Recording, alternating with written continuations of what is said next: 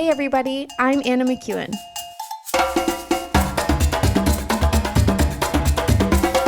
And now for Bob Switzer with the epic narrative.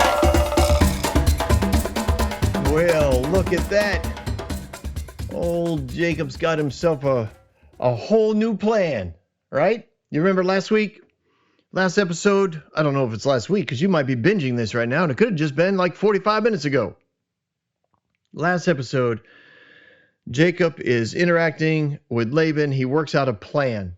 And in those verses, it kind of sounds like there's some time, we're not sure what. Well, in this chapter, chapter 31, we do see, and I'm sure eventually I might read the verse, but generally speaking, from the time that he made those arrangements after the birth of Joseph to the time that this chapter begins is about 6 years. So you have multiple seasons of birthing that goes on with the lambs and the goats.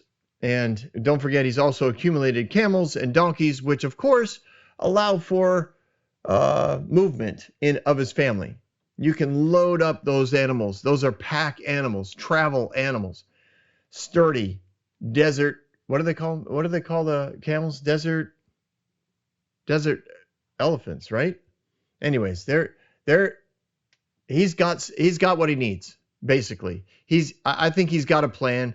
I don't think he has the timing of it yet, but I think in his mind, right, he started when Joseph, he's like, I need to go back to my family. So he's made arrangements for it. He's accumulated necessary supplies for a trip across the desert to go back to his family, to go back to his home, to go back to the inheritance and the blessing that he left behind. And in essence, Esau has been running for 20 years. This whole trip, remember when he left, he had barely enough to get there. Because the idea was he's not going to be there long. He doesn't need to show up with 10 camels worth of dowry. He can find a girl that he's interested in, make arrangements. He can be back here in a month. We'll put together the whole plan. You know, Rebecca's probably thinking my family will come down. Everything, we'll have a huge party. And the blessing will be passed on to Jacob, and he'll live here, and I'll get to raise my grandchildren. There was this whole idealistic world that I think Rebecca dreamed of, and she never sent for Jacob. That had to hurt. That had to hurt. No wonder he was still afraid after 10 years, 12 years, 14 years. He's still afraid, thinking Esau's still there. Mom never sent for me. There's a reason why. Mom said she'd send for me when Esau's anger subsided. So that means it hasn't. That means the promise still stands. The commitment of Esau to kill me still stands. Like there's a level of uncertainty that he's lived with for now 20 years. But over the last 6 years, he's kind of taken the lead on it. He's decided, all right, eventually I'm going back. Eventually I've got to grab this blessing. I have wives. I have multiple sons.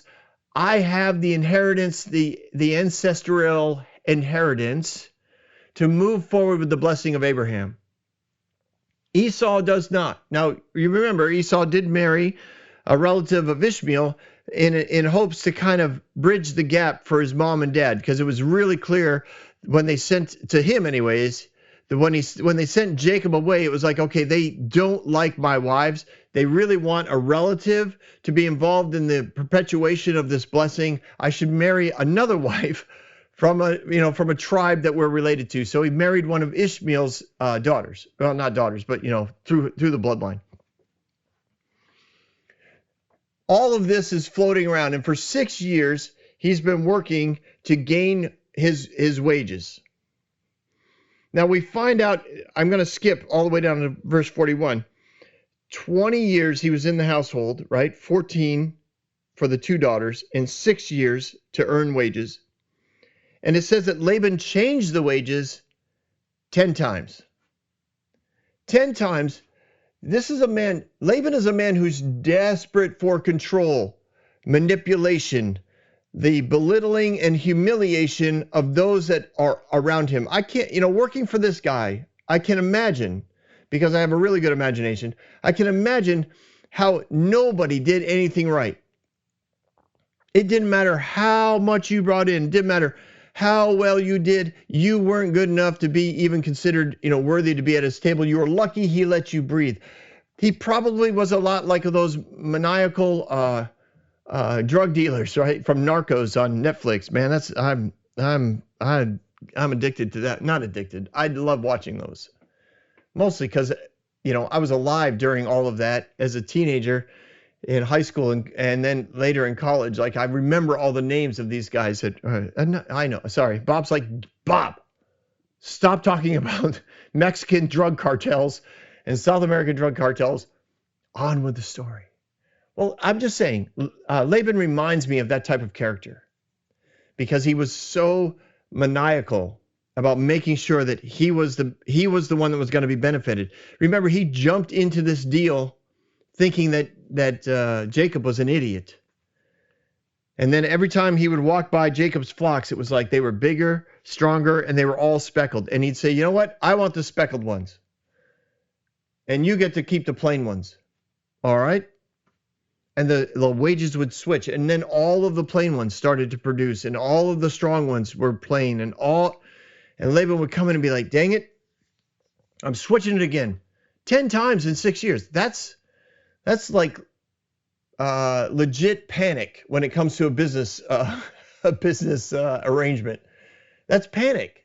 Laban's been panicked for 6 years. This guy keeps getting more and more wealth. He's 3 days away from me. And every time I go to check on him, he's way wealthier than he should be in this amount of time. And I seem to be getting weaker. And people are noticing. People want the skins and the wool from Jacob's flocks, not mine. They make deals with him. He's got the best looking camels, the best looking donkeys. My wife, my daughters, and my grandchildren are over there. We see that in this chapter several times. He calls them mine. Laban did not consider Jacob as the husband of Rachel and Leah. He considered Jacob the husband of his daughters. And the grandchildren were not the children of Jacob, they were his grandchildren. Like, he's so possessive and maniacal. This man is way more than just a deceiver. He is certifiable. Like, if you brought him to a psychologist, which one? One's a drugs distributor and the other one is the counselor type of person, right? One of them just basically is like, you're chemically imbalanced, let me write your prescription. I know, I shouldn't belittle what they do. I'm sure they're highly educated. I'm just saying. They probably would have both had an opportunity to bill Laban's HMO. Anyways, on with the story. Chapter 31, verse 1. We see that there is trouble in the camp. Jacob heard that Laban's sons were saying, Jacob has taken everything our father owned and has gained all his wealth from what belonged to our father. And Jacob noticed that Laban's attitude toward him was not what it had been. And the Lord said to Jacob, go back to the land of your fathers, to your relatives, and I'll be with you. So Jacob sent word to Rachel and Leah. He's like, come on out here in the fields and meet with me. And it wasn't just like, come on out for a walk. I want to talk to my wives. It was like, come out with, come away with me. So there's a lot of jealousy, right? It's not surprising that Laban's sons would also be maniacal and manipulative and controlling. And they know that the wages keep changing, and they observe Jacob's wealth keeps growing. And so they start making noise in the culture of their community. That basically Jacob's a thief. He's a foreigner who came into our father's riches and now has taken them all. Jacob's flocks and the strength of his flocks have gotten so superior to Laban that Laban now looks like he's weak. He looks like he's poor, like he's barely surviving. And the sons who used to be probably looked up to. People wanted advice from them. Well, where are you taking your flocks this year? Like, when are you guys going to shear your sheep? What parties are you going to? Now people are like, they don't care. And this is bothersome, right? When you're full of arrogance and selfishness and jealousy and pride and yada, yada, yada, when you realize that people don't care what you're doing, that's trouble. So they want Jacob taken care of. And the father picks up on this. He's sharing the reports and he's thinking, good grief, like I've changed his wages 10 times in 6 years. Nobody's going to put up with that for very long. He's got the resources. I'm not sure what to do. And so I think in this, for me, the attitude of this verse, and Jacob noticed that Laban's attitude toward him was not what it had been. You see, you change wages of somebody you think you can control. You change wages of somebody who's going to be compliant. You take away things that people want when you and then promise them more if they become compliant, if they become submissive. I think his attitude changed toward Jacob because he realized this plan isn't working, and the only way I get control is through violence. That's your next step. If manipulation doesn't work, violence is the next step. And you can see that in governments and all over the world. You can see it in tribes and in tribal nations. It's just the way it is. Violence is the next step. And I would imagine it would mean that Jacob's going to die. Because Laban already considers those girls his daughters, not Jacob's wives. He already considers those children his grandchildren, not Jacob's sons. And he considers all of Jacob's riches his fault, even though he knows he separated out everything that Jacob started with and gave it to him in an agreement. Everybody knows that, but it's still, they're not going to go for it. They believe all of this belongs to their father. So Jacob, Jacob gets a word from the Lord, and God says, you need to head out. So he sends for Leah and Rachel, brings them in. He's like, look, I see your father's attitude toward me is not what it was before. Like, we all know he's been a lying, deceiving, conniving, manipulative prick. But it looks like things have shifted to something worse. So I'm thinking, even though God's been with me, and I clearly have all kinds of wealth at this point, way more than I should in a 6-year period of time, especially having my wages changed 10 times, you know that I've still worked for your father, and yet your father has cheated me. However, even though he's all of that, right? God's been for me. And then he goes through kind of the description.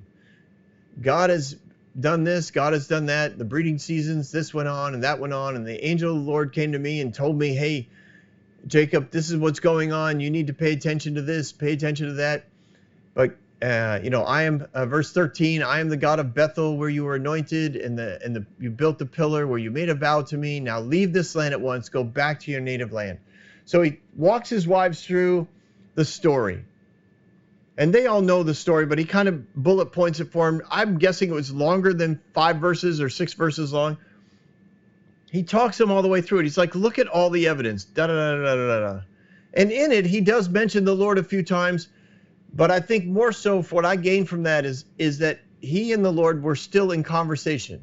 Even though he had a freak show of a family life, and we covered that in the last episode, God is still there. Like, his mercy and goodness is still there. He's not afraid of sin. He doesn't shun you because you're making bad choices. He's still there with you. This is such a precious gift of God's character that we cannot miss in these stories. It's not an approval of what you do. It's a evidence of his goodness. I see the evidence of your goodness. That's probably an old song at this point. Anyways. Move along, Bob. We're not here for a concert. Well, thank you very much. I will. So Rachel and Leah, they reply, I doubt they did it in unison, but basically they shared this opinion. Do we still have any share in the inheritance of our father's estate? Does he not regard us as foreigners? not only has he sold us, but he has used up what he was paid for us. Surely all the wealth that God took away from our father belongs to us and our children. So do whatever God has told you to do. What are they saying in all that? They agree that they are ready to go, because all the wealth that they had was tied to their father. They were not allowed to spend things that Laban didn't give them to spend. They weren't allowed to take things that Laban didn't allow them to take. And they're saying, listen, we want our wealth to be tied to you. We want independence from our father. The whole concept of consistent control and manipulation, like they are done with it. They want out. They want what is theirs, and they want what's theirs for their children. It's interesting that they consider themselves to be slaves. Not only did he sell us for 14 years of labor, and he kept all of that wealth and has wasted it all. Right? When you're looking at what happened over the last 6 years, all the wealth that Jacob had brought into the family line, all the wealth that all of Laban's sons were enjoying, they spent it all. Because in their head they had the golden goose. They had the man who was connected to God, that was never going to stop making money for the family. He was a foreigner who was under their complete control. 6 years later, they're ready to kill him because there's no way to stop him from gaining more wealth than they have. They are panicked. And the girls know. They look at their children, they're like, our sons will basically be slaves in our father's household if we don't get out of here. So do whatever you need to do. Then Jacob put his children and his wives on camels, and he drove all his livestock ahead of him, along with the goods he had accumulated in Pada Aram, to go to his father Isaac in the land of Canaan. So Jacob is this is what, a couple things that pop out at me. He's very public in his moving, right? He doesn't leave in the middle of the night. He doesn't leave all the wealth and tents and all that stuff behind. He sends his daughters back, or his wives back. He gets his sons all back. He's like, let's just pack up everything and go. The servants take down the tents. They pack up all the furs. They pack up all the wealth. They pack up all the supplies. They load down the camels and the donkeys, and then he gets his sons and the various servants and shepherds that are in his employ, and he drives them out ahead, which was not unusual, right? They probably would have started a couple days prior, because animals can't travel quickly, or they lose a ton of weight and they start dying off quickly. They need the water, they need the food, so you send your flocks ahead by several days, and then the rest of you you're going to eventually catch up to them, but it's a little easier on everybody to begin with. So they take off. It's very public. It's very public. And I'm guessing anybody that saw that happening was thinking, no big deal. Like, I'm sure Laban knows what's going on. I mean, it's not like he's running. It's not like he's under a heavy pace and light load and looking over his shoulder. He's just packed up and moving. I mean, he already lived 3 days away from Laban anyways, so to move around wouldn't have been a big deal. And as he, kind of moved out of the region, did he pick a road that wasn't all that, popular? I don't know. But 3 days later, Laban's at a sheep shearing thing, so that basically is a big party. Big party. All the relatives are there. All his sons would have been there. They're shearing the sheep. It's a time to, in essence, count your money. Now his sheep are weak and they're not as big as Jacob's, and they're not, the wool isn't as fine as Jacob's, so he's in a place of desperation. He's hoping that this is a really good year.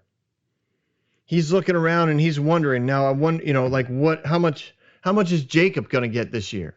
What's my bottom line going to be? He also is probably thinking, this is the year that I might, take Jacob out and I'll get all of his riches. So maybe he's dreaming of the day. But while he's there, he gets word. Jacob's gone. It says Laban was told that Jacob had fled. Like it took several days, I think, for people to figure out, where did he go? I don't know. He went walking down that road with his family. Yeah, but like how far? I don't know. And I would imagine a few of the shepherds who always talked to each other, right? They were considered kind of the newsboys of the day. Eventually they found out he hadn't stopped. He's still walking. He's 3 days out. He's gone. He's in the hill country.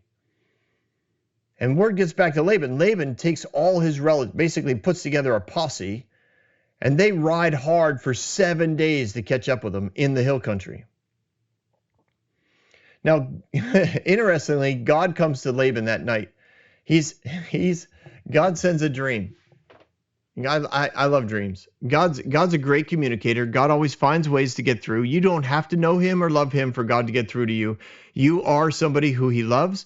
You are somebody he created. You are somebody who can reflect him in the fullness of his being. So he's not afraid to get into your dreams.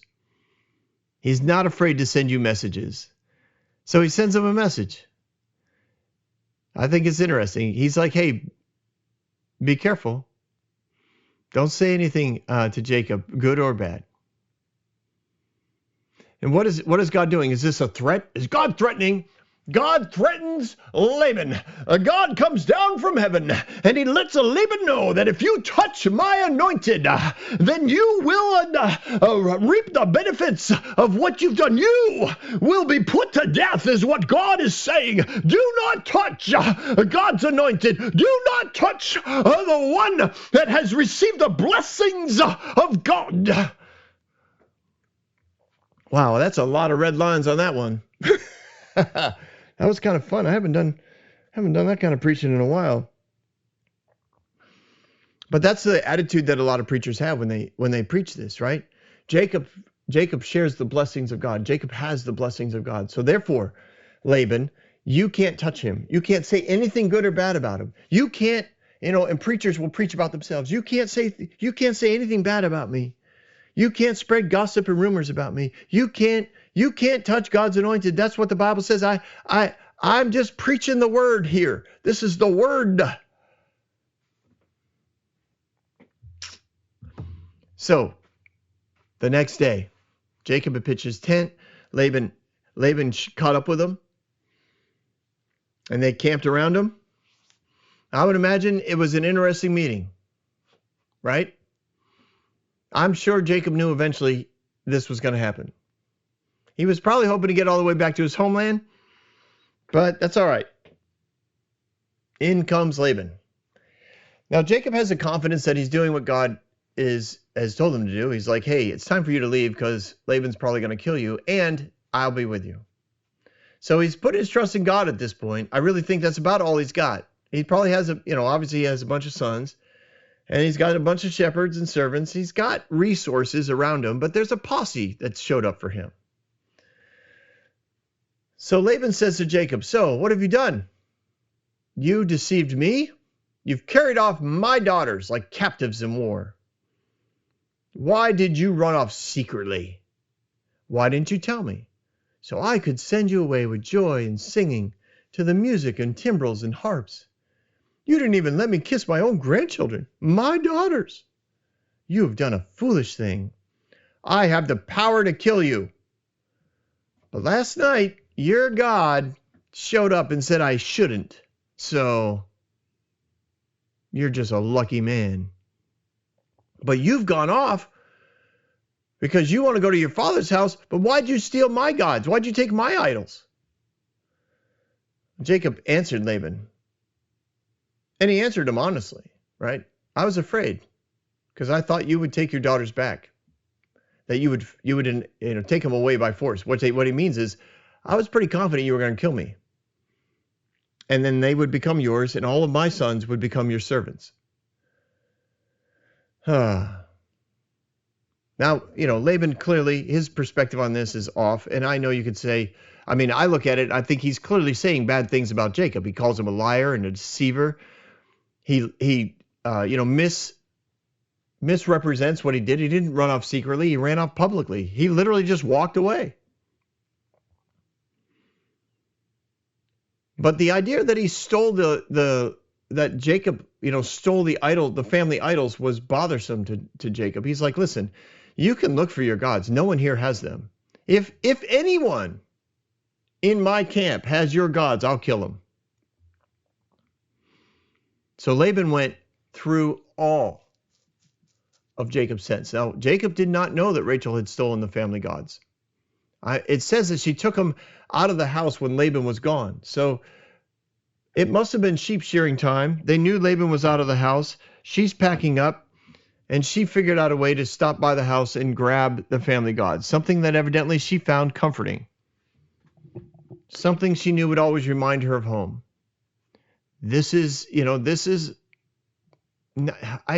So many people look at Rachel as this some sort of form of perfection as a wife and mother, because she was the favored wife of Jacob. But honestly, she struggles with her walk with God. She grew up in a family of idols and idol worshipers. She looks around and she goes, okay, I'm leaving, and this guy is telling me that we're going to worship one God, this God named Yahweh.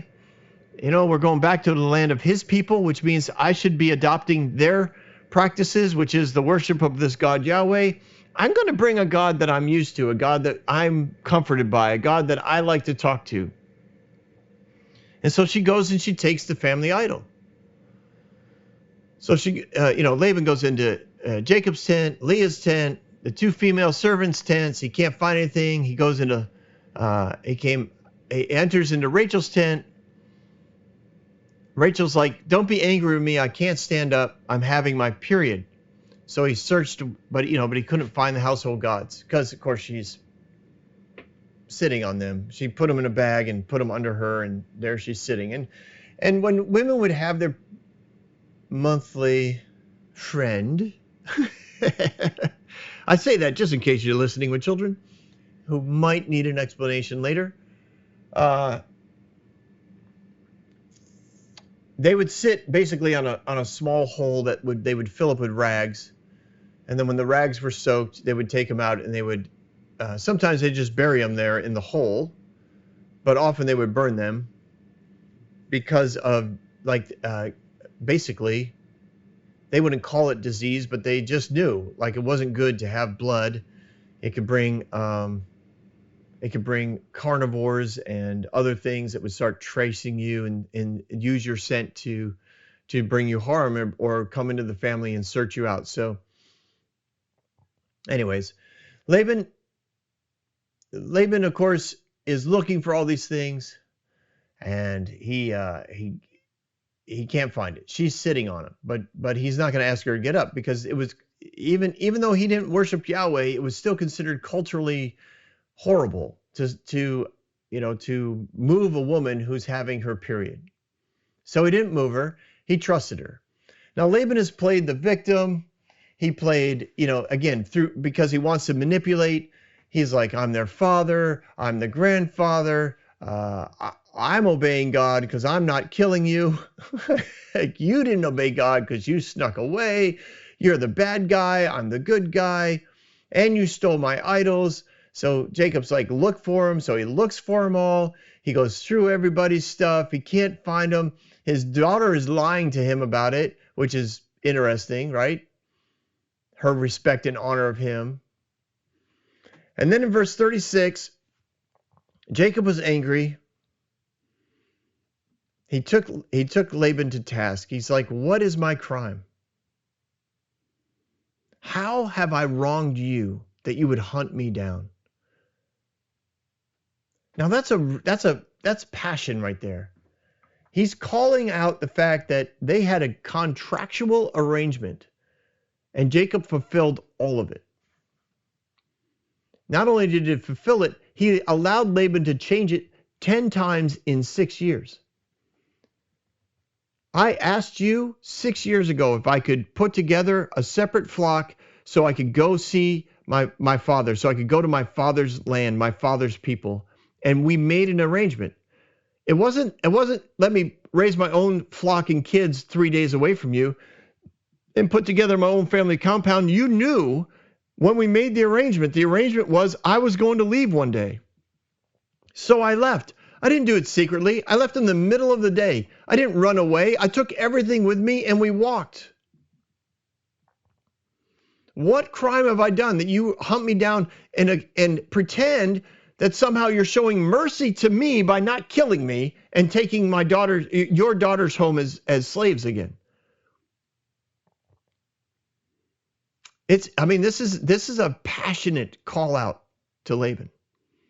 He's like, yeah, now you've searched through all my goods. What have you found? Nothing. So put it here in front of your relatives and mine. Let them judge between the two of us. And he basically stands in front of the sons and in front of his sons and probably a bunch of the shepherds. And he reiterates the way that he was taken advantage of for 20 years.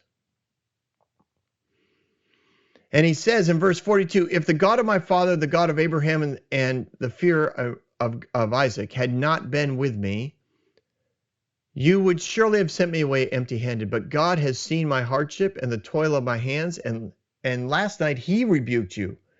He didn't come to me and warn me about you. He warned you about what you were about to do and how it could bring death down on your head.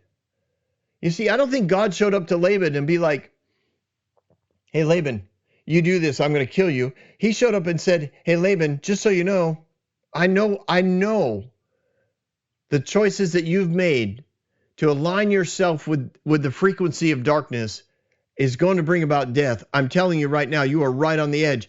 Do not do anything to push this over the edge. Because if you do, you are going over the edge.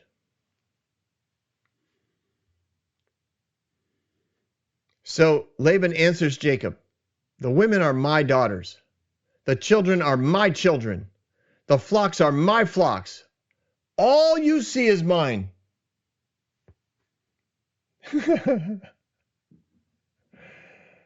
Laban again approaches the whole situation as a victim and the owner. There is nothing there that belongs to Jacob as far as Laban is concerned. It all belongs to him. In his mind, Jacob arrived empty-handed and should go home empty-handed. That includes his daughters. He does not want to send his daughters out of his hands. He enjoys control. He enjoys manipulation. And when he doesn't get it, he's the victim. And any victim can prove it. Trust me. It's ridiculous. The victim mentality is ridiculous when it comes to this kind of mindset. And then he goes on. He basically concedes. What can I do today about these daughters of mine or about the children that they have borne? In other words, I've got really nothing because you're right, but they're all mine, just so you know. And it's your fault that I'm going to go home without them.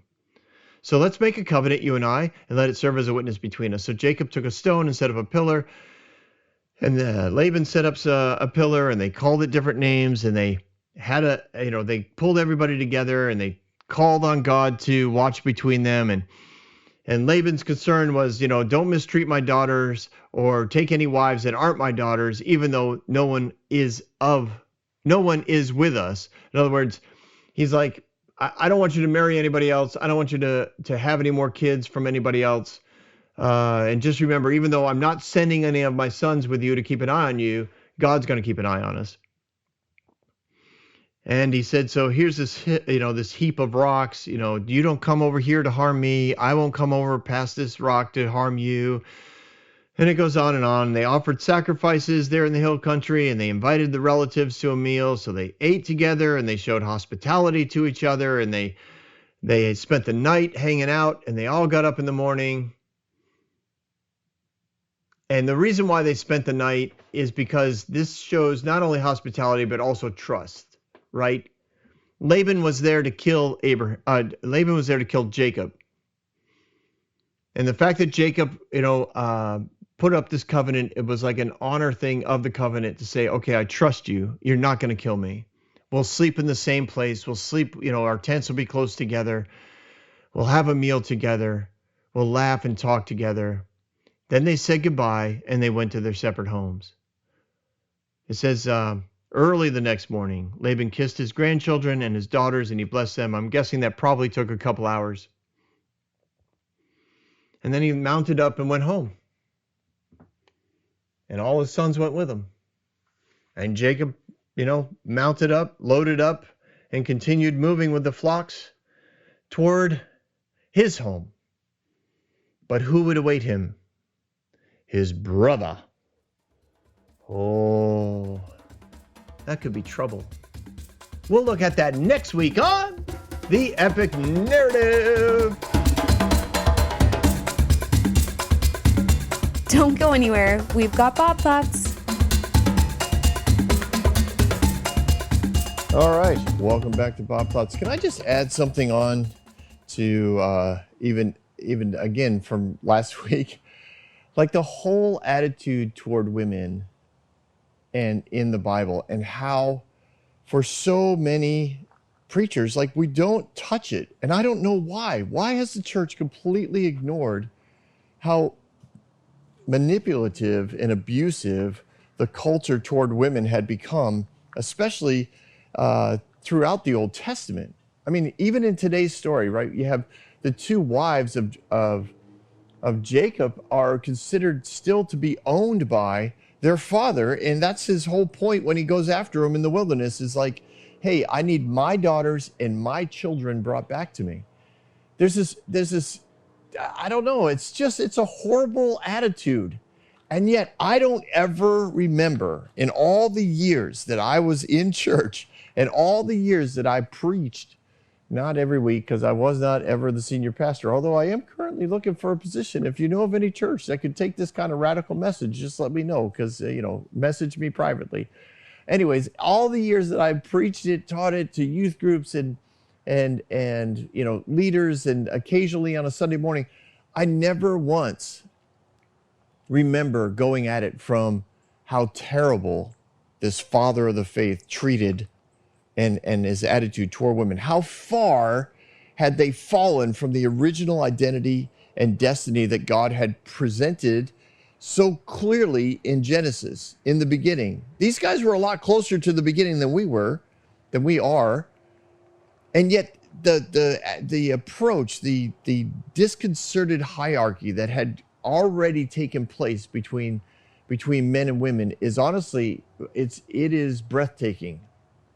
The difference between the God's presentation of Adam and Eve and what we've been seeing here, not just here, we saw it throughout the book of Genesis, but just here again, just so clearly they were considered property, and they were treated as such. It blows my mind. It blows my mind. And that's what's on my heart, that was in my brain today for some of my thoughts. I also want to send a shout out to Barbara Shobe. She was spot on a few weeks ago. I don't know if you guys pay attention to the promo slides that I send up on my Facebook and Instagram accounts, of which you are all welcome to participate. If you don't follow me on those places, feel free. But I put up these promos, and the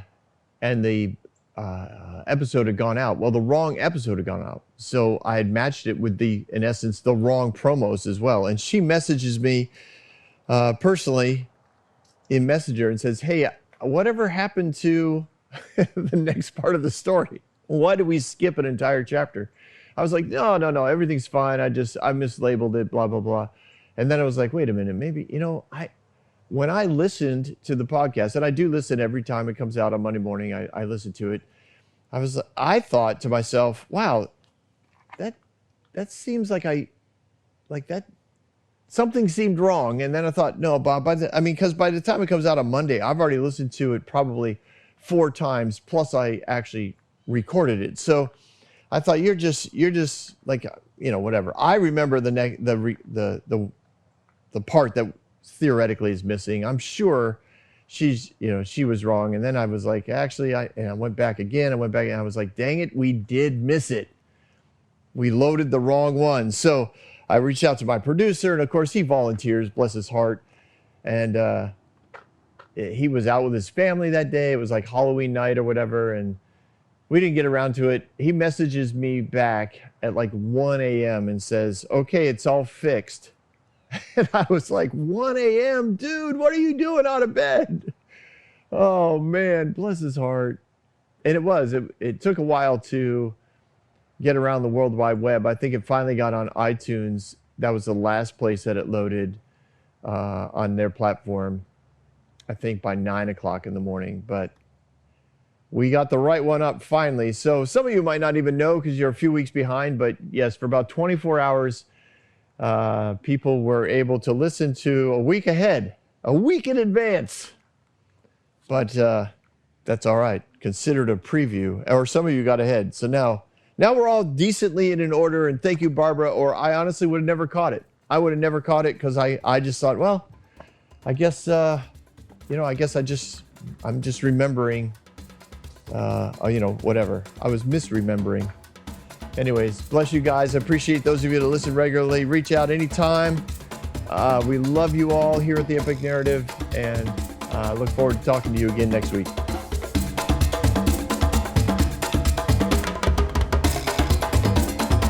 Hey everyone, thanks for listening. If you like what you heard, you can subscribe to this podcast on any platform you use. You can also reach out to Bob for questions or booking at thebobswitzer.com or email him at thebobswitzer@gmail.com. See you next week, guys.